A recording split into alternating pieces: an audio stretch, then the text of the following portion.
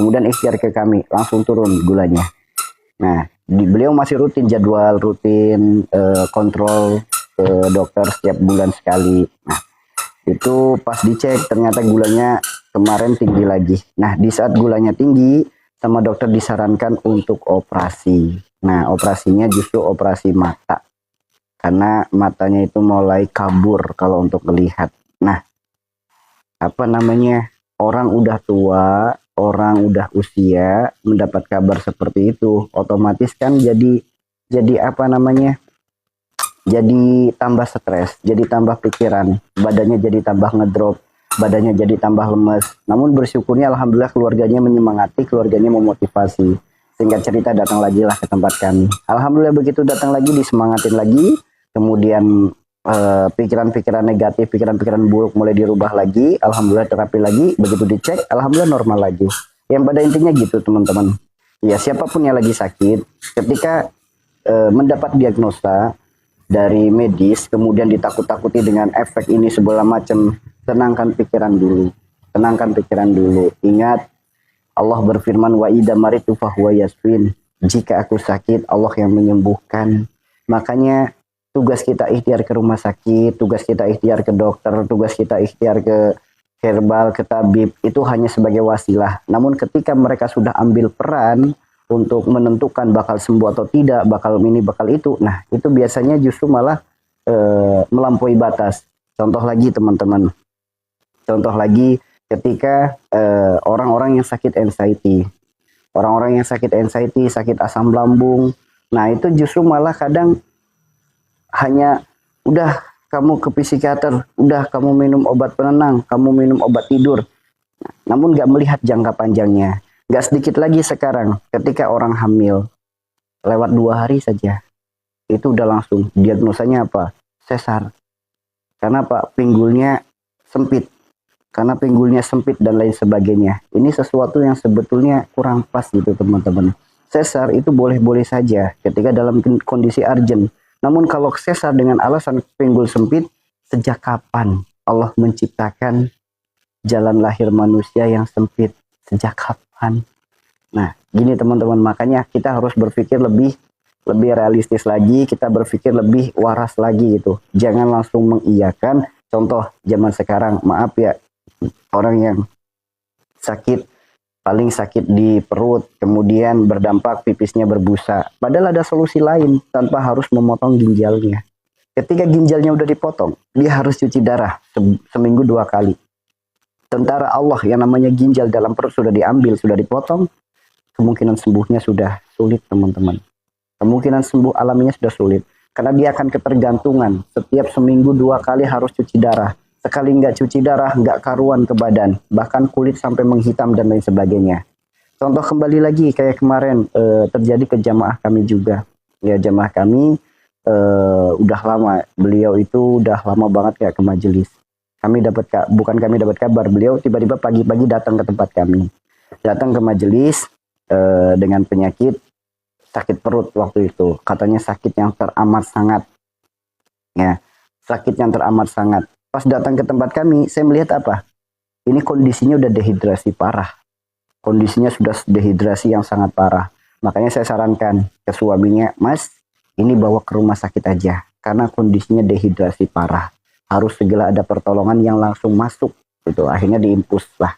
Singkat cerita, ternyata 2 hari diimpus sudah ada perubahan. Badannya mulai segar. Namun ada satu masalah. Satu masalahnya yaitu nggak bisa buang angin, nggak bisa buang air besar. Jadi di perut berasa kembung terus. Di perut berasa kembung terus. Nah sehingga dicek dan lain sebagainya, itu ternyata ada sedikit problem di ususnya. Nah, singkat cerita, itu mau dioperasi. Katanya jalur buangnya mau dipindah ke perut. Nah, waktu itu masih rutinan yang terakhir kali itu teman-teman. Rutinan yang terakhir kali. Nah, beliau nelpon saya, minta doanya buat si Fulan, karena besok mau operasi. Saya kaget, operasi apa Mas? Operasi apa gitu. Langsung. Karena nggak bisa buang air besar, karena nggak bisa buang angin. Saya tanya, sok coba tanyakan dulu ke dokter, ini operasinya mau dipindah jalur buangnya atau hanya dibersihkan. Kalau dibersihkan nggak masalah, namun kalau dipindah jalur buangnya, mohon konsultasikan dulu dengan keluarga yang lain. Dan ternyata jawaban dari dokternya mau dipindah jalur buangnya. Nah, mereka nggak memikirkan jangka panjang. Makanya hayo teman-teman, siapapun di sini yang lagi sakit, ketika sudah ada diagnosa-diagnosa yang menyeramkan, jangan langsung mudah percaya. Pasti ada cara lain, pasti ada solusi lain tanpa harus membuang organ tubuh kita. Ingat, kita manusia lahir dalam keadaan sempurna. Ayo, kita berusaha bagaimana pulangnya kita juga dalam keadaan sempurna. Kita dalam keadaan utuh, pulangnya juga kalau bisa dalam keadaan utuh. Jangan sampai terbuang dulu gitu. Kecuali maaf, kecelakaan, patah tulang dan lain sebagainya. Itu nggak masalah. Namun kalau organ tubuh sakit, udah pasti teman-teman, pasti ada jalan. Salah satu jalan terbaik yaitu adalah puasa. Puasa itu salah satu terapi yang paling luar biasa. Terapi yang paling luar biasa. Udah nggak kehitung berapa banyak jumlah orang yang sembuh dengan ikhtiar berpuasa. Karena berpuasa itu di saat kita berpuasa, organ tubuh kita istirahat bekerja. Istirahatnya bekerja organ tubuh, mereka memperbaiki dirinya. Jika ada masalah di lambung, lambung memperbaiki sendiri. Jika ada masalah di jantung, jantungnya memperbaiki sendiri. Jika ada masalah di usus, ususnya memperbaiki sendiri. Jika ada di ginjal, ginjalnya memperbaiki sendiri. Jika ada di empedu, empedunya memperbaiki sendiri. Jika ada di limfa, limfanya memperbaiki sendiri. Jika ada di pankreas pun sama. Jadi mereka memperbaiki diri sendiri. Mereka mengeluarkan kotoran, mereka mengeluarkan racun. Ini yang namanya detox. Makanya puasa, orang yang rajin puasa, insya Allah seluruh organ tubuhnya sehat. Apalagi puasanya, puasa yang didasari atas dasar ketaatan dan keimanan. Puasa yang bukan hanya menahan makan dan minum, puasa yang menahan hawa nafsu. Karena orang ketika hawa nafsunya bergejolak, organ tubuh tetap bekerja. Dari hawa nafsu akhirnya jadi pikiran, harapan, angan-angan. Apalagi nafsu dunia, bersumber pada harta, tahta, keluarga. Mikirin harta, mikirin butuh, mikirin keinginan, mikirin harapan, sok. Pasti akan muncul penyakit-penyakit yang komplikasi. Kadang kambuhnya di perut, kadang kambuhnya di kepala, kadang kambuhnya di pundak, kadang kambuhnya di dada, kadang kambuhnya di kaki, dan lain sebagainya. Nah, ini pikiran saja itu bisa menggerogoti badan kita. Pikiran bisa menggerogoti organ tubuh kita. Makanya zaman sekarang orang sakit itu gampang banget. Karena beda dengan orang zaman dulu. Orang zaman dulu yang dipikirin cuma satu, bagaimana caranya makan. Anak 11-belasan, anak 12, anak 13. Yang dipikirkan hanya satu, bagaimana caranya makan. Bagaimana bisa dapat makan. Kalau zaman sekarang yang dipikirin bukan hanya perkara makanan.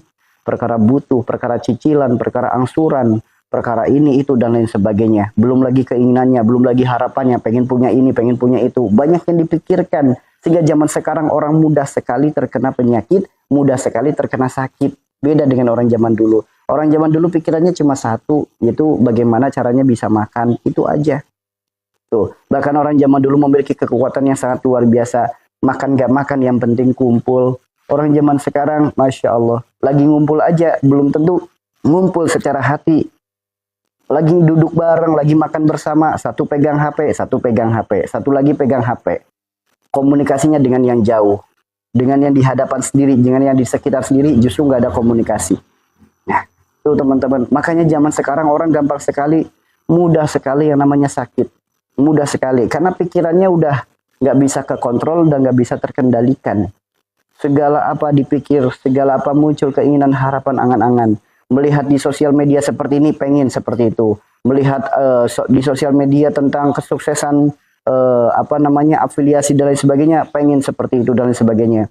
Boleh, keinginan itu boleh, namun jangan sampai keinginan itu menundukkan, melemahkan keimanan kita. Apalagi keinginan itu menjadi panjang angan-angan. Orang ketika panjang angan-angan, nanti akan muncul HB rendah. Dari HB rendah, nanti gula darah rendah. Nanti bisa jadi darah rendah. Nanti munculnya apa? Jadi gampang pusing, badan jadi lemes, terus kemudian sering kunang-kunang, badan sering sempoyongan. Nanti munculnya penyakit-penyakit seperti itu. Ya, jadi orang kalau udah panjang angan-angan, pasti munculnya penyakit-penyakit seperti itu. Badan jadi lemes, jadi gampang pusing, badan jadi sempoyongan. Nanti dibawa ke rumah sakit, nanti diagnosanya menyeramkan, tambah pikiran lagi. Tuh. Jadi seperti itu teman-teman. Jadi sumber daripada itu semua adalah karena kurang pandainya kita dalam mengolah pola pikir. So, pikiran orang zaman sekarang tuh lebih hebat lagi teman-teman. Yuk, teman-teman baru merenungkan aja, baru berpikir aja. Saya pengen baju, misal gitu, misal. Nanti buka sosial media muncul baju yang kita pikirkan, baju yang ada di pikiran kita, muncul iklannya. Pernah ngalamin kayak gitu? Saya pengen beli gamis. Nah, nanti begitu buka TikTok, langsung muncul tentang promosi tentang gamis, dan gamisnya sesuai yang kita pikirkan, sesuai yang kita inginkan. Pernah kayak gitu?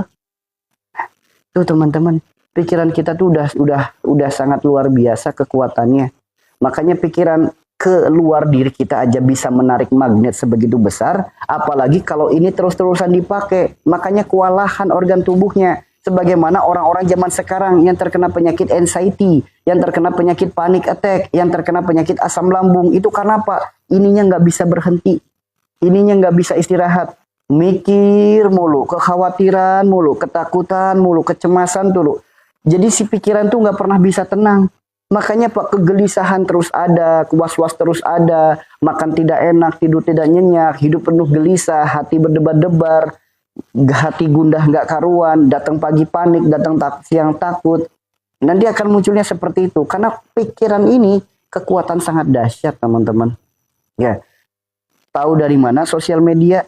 Tahu dari mana alat komunikasi kita? Kita lagi mikirin apa? Tahu dari mana?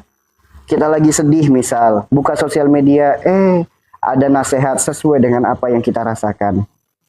Kemudian kita lagi bahagia misal, buka sosial media, muncul back song tentang yang sedang kita rasakan. Kenapa pikiran bisa seperti itu? Ya, kalau enggak teman-teman, bukan hanya di satu sosial media, di sosial media yang lain pun muncul. Orang lagi pengen baju gamis, buka Facebook, muncul iklan baju gamis. Buka ini, aplikasi ini, muncul iklan baju gamis. Buka aplikasi TikTok, muncul iklan baju gamis. Kenapa bisa seperti itu? Nggak ada yang kebetulan guys, nggak ada yang kebetulan. Makanya hukum daya tarik menarik tentang pikiran itu memang real, nyata apa adanya. Real, nyata apa adanya. Itu pun termasuk rahasia di balik pengobatan di tempat kami, itu pun kekuatan daripada pikiran.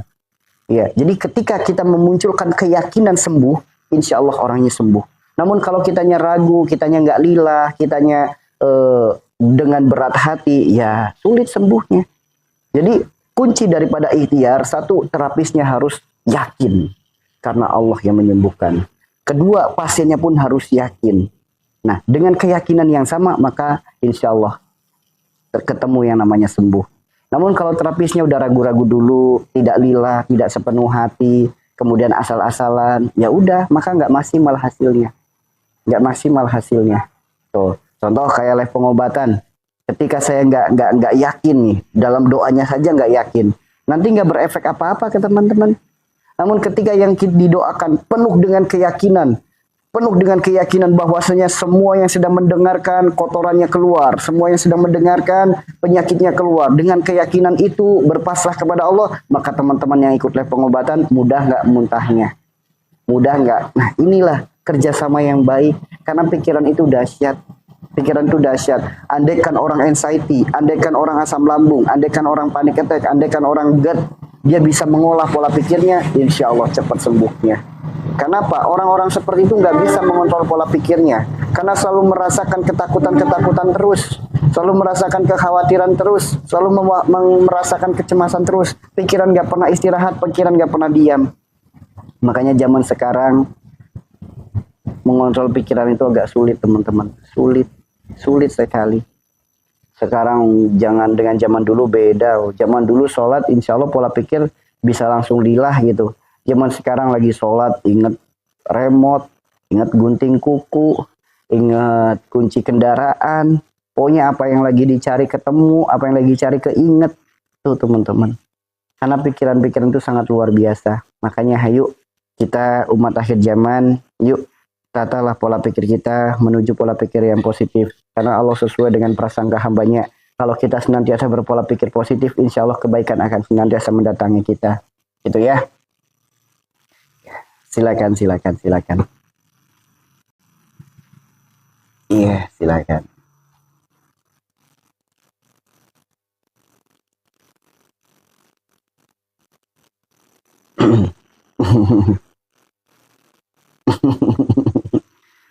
Sekarang mas semua kebawa dalam sholat. Amin, amin. Semoga perjumpaan kita menjadi asbab kebaikan, keberkahan, kesehatan, keselamatan, kebahagiaan dunia dan akhirat. Itu. Jadi pada intinya pola pikir sembuh, menjemput sembuh itu sebetulnya mudah. Andaikan kita bisa andaikan kita bisa berpegang teguh pada Al-Quran dan Sunnah. Jadi sebetulnya sembuh itu mudah. Sebetulnya mudah. Mudah. Apalagi sekarang udah mulai paham kan, ternyata kekuatan pikiran bisa jadi jalan sembuh. Orang yang dipikirkan lagi sakit, bismillah besok sembuh.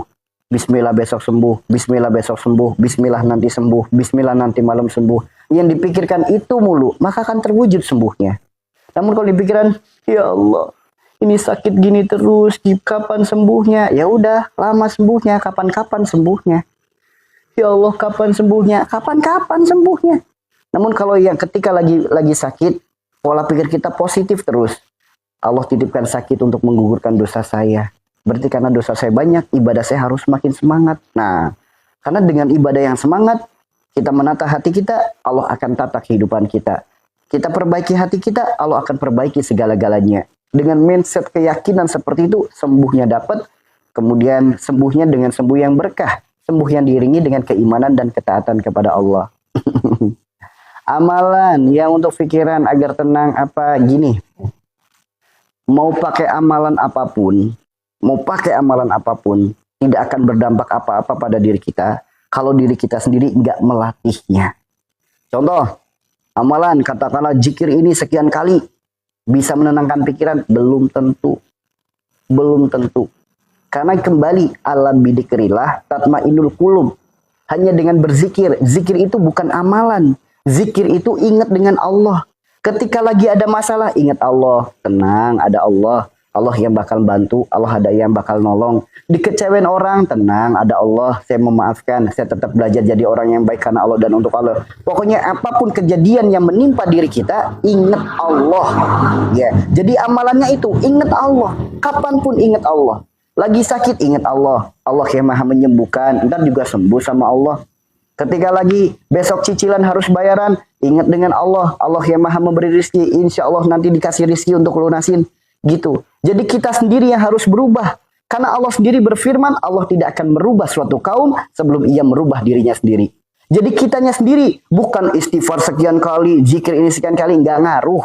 Tetap kitanya sendiri yang harus bisa merubah kebiasaan-kebiasaan lama kita menuju kebiasaan yang baru. Yaitu dengan bersandar segala sesuatunya hanya kepada Allah. Jadi kembali lagi ke kita. Ya, kembali lagi ke kita. Kalau hanya sebatas ngandelin amalan ini, baca itu, nggak ngaruh. Sok, teman-teman baca kata si A, suruh baca ini sekian kali, kata si B, suruh baca ini ribuan kali. Nggak akan ngaruh, teman-teman. Kalau kitanya sendiri nggak mau merubah diri kita sendiri. Jadi kunci daripada itu semua adalah perubahan diri kita. Yang dulunya malas ibadah, sekarang dirubah. Harus lebih semangat dalam ibadah. Yang dulu apa-apa dipikir, sekarang harus berubah. Sekarang apa-apa jadi zikir. Apa-apa jadi ingat dengan Allah. Pasti berubah. Namun kalau hanya mengandalkan amalan ini, amalan itu, nggak ngaruh, teman-teman. Nggak ngaruh. Nggak ngaruh. Ya, nggak ngaruh, teman-teman.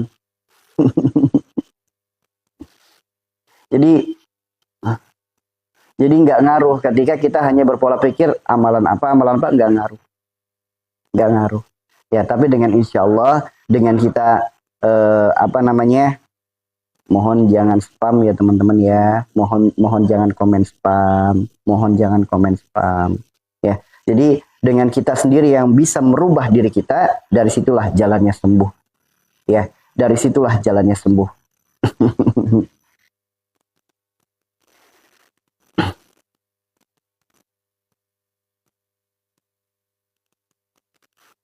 Ya, jadi kalau pengen berubah, pengen tenang, ya kitanya sendiri yang harus berubah. Ya, kitanya sendiri yang harus berubah. Tuh. Karena jelas, hukumnya jelas, firmannya jelas. Allah tidak akan merubah suatu kaum sebelum ia merubah dirinya sendiri. Jadi bagaimana mungkin pikiran gundah akan jadi tenang kalau kita sendiri nggak mau berubah. Begitu ya teman-teman ya. Ya, jadi seperti itu.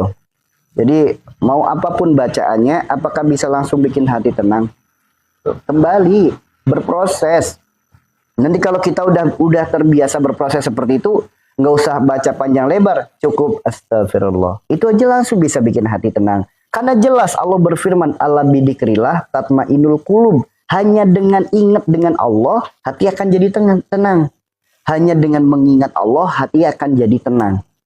Oke? Jadi bukan baca ini baca itu. Membaca kalau nggak ingat ya nggak akan ngaruh apa-apa. Membaca istighfar namun nggak ingat dengan dosa ya nggak ngaruh. Makanya hanya dengan mengingat Allah, hati akan jadi tenang. Makanya kuncinya adalah ingat Allah. Sakit, ingat Allah. Sulit, ingat Allah. Apapun urusannya, ingat Allah. Itu seperti itu ya. Ya ini sedang disampaikan cara menenangkannya ya seperti itu. Kitanya sendiri harus berubah. Karena orang yang memiliki, biasanya nih ya, orang yang sulit menenangkan pikiran adalah orang yang terkena penyakit asam lambung. Orang yang terkena penyakit GERD, orang yang terkena penyakit panic attack, orang yang terkena penyakit anxiety itu orang yang paling sulit menenangkan pikiran. Karena penyakitnya terletak pada pikirannya. Pikiran yang gak pernah bisa tenang. Segala apa dipikir, segala macam dipikir. Akhirnya muncul ketakutan, kekhawatiran, kecemasan, was-was. Segala apa aja dipikir. Nah, itu biasanya orang yang sulit menenangkan pikiran adalah mereka yang terkena penyakit asam lambung, terkena penyakit GERD, panic attack, dan anxiety. Itu sulit untuk menenangkan pikiran. Sulit. Meskipun dikasih tahu seperti ini caranya, tetap aja hanya bertanya. Sok. Ini dari pengalaman saya menangani orang anxiety ya. Jadi dia punya nih masalah seperti ini. Dikasih tahu caranya seperti ini, besok dengan pertanyaan yang sama ditanyakan lagi. Besoknya lagi dengan pertanyaan sama ditanyakan lagi. Jadi ketika bertanya sudah mendapatkan jawaban. Orang-orang dengan penyakit seperti ini hanya gini teman-teman. Butuh jawaban yang mengiyakan apa yang ia rasakan. Sehingga ujung-ujungnya bukan solusi. Namun ia ingin menutup alibinya sendiri. Nah ini masalahnya. Ini masalahnya. Ini masalah seperti itu. Makanya orang asam lambung, orang panic attack, orang GERD, orang anxiety, itu kalau curhat, mereka hanya mencari curhatan yang seakan-akan menjamin sembuh secara instan, menjamin sembuh, nggak pakai lama, segala macam. Yang dicari yang kayak gitu. Namun nggak mau berproses. Kalau dianya sendiri nggak mau berubah, nggak bakalan sembuh. Mau datengin 1000 wali sekalipun untuk mendoakan sembuh, kalau dianya sendiri nggak mau berubah, ya nggak sembuh. Karena Allah berfirman, Allah tidak akan merubah suatu kaum sebelum ia merubah dirinya sendiri. So, misal lagi kambuhnya misal sensasinya di dada, pegang dadanya. Langsung ingat dengan Allah. Hasbunallah wa ni'mal wakil, ni'mal maula wa ni'man nasir. Wala haula wala quwata illa billahil aliyil azim. Langsung ingat dengan Allah. Kalau nggak mau istiqomah dengan cara seperti itu, jangan mimpi bakalan sembuh. Karena sembuh itu karena kita melakukan perubahan. So, tujuan Allah menitipkan kita penyakit bukan untuk nyari obat, bukan untuk ikhtiar kesana kemari, namun untuk sadar diri akan dosa agar taubat. Karena Rasulullah juga bersabda, tidaklah Allah titipkan penyakit, melainkan Allah gugurkan dosa. Ya, karena Allah gugurkan dosa. Jadi harus sadar dulu penyebab penyakit kita adalah dosa. Kalau nggak muncul kesadaran itu, dah sulit atau dah. Masya Allah, seharian aku jalan-jalan naik motor ke Majenang, ke Benggolo, ke Cinangsi.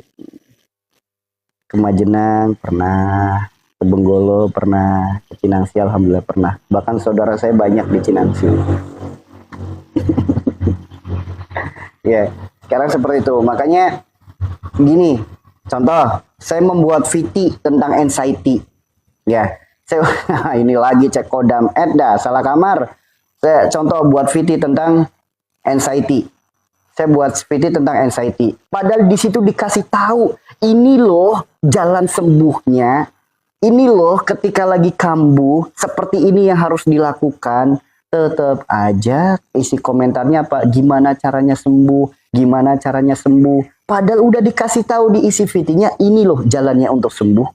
Ini loh caranya untuk sembuh.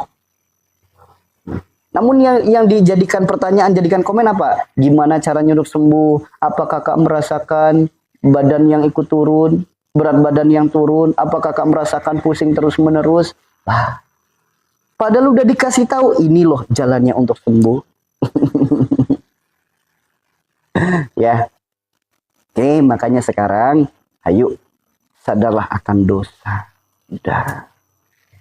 Allah tidak akan merubah suatu kaum sebelum ia merubah dirinya sendiri. Jadi kalau pengen sembuh, ya kitanya harus berubah, dirubah pola pikirnya. Yang biasanya takut kipas angin, dirubah pola pikirnya. Ah, masa sama kipas angin takut? Saya sehat. Gitu dong dirubah. Jadi kalau dalam ilmu psikolog tuh kita harus memiliki mental block. Kitanya sendiri yang harus bisa melawan sensasi itu. Jangan bergantung dengan obat, dengan orang lain, dengan suami, dengan nasihat. Bergantung didengarkan, hanya bergantung ingin dipedulikan, ya. Telur jika pecahnya dari luar berakhir kehidupan, cuy. Namun jika telur pecahnya dari dalam muncul kehidupan yang baru.